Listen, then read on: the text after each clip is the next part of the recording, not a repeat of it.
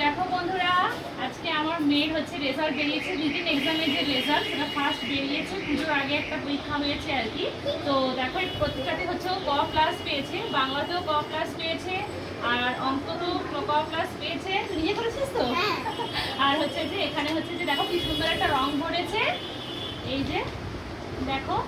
আর আমি ভাবতেই পারিনি যে ও পাবে বলে, কারণ ঘরে একদমই পড়তে বসতে চায় না। যদিও দিদিমণি দেওয়া আছে, তাও হচ্ছে যে দিদিমণিরা যতটুকু করলো ঘরে আমি বেশি চাপ দিই না।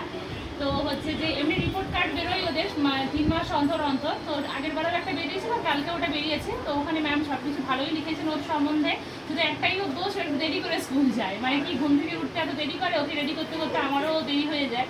তো বাকি এমনি ছাড়া ও সব কিছু মোটামুটি দেখছি রেসপন্স ভালো। তো এইভাবেই যেন এগিয়ে যেতে পারে। আর আবার মনে হয় আরেকবার এক্সাম হবে।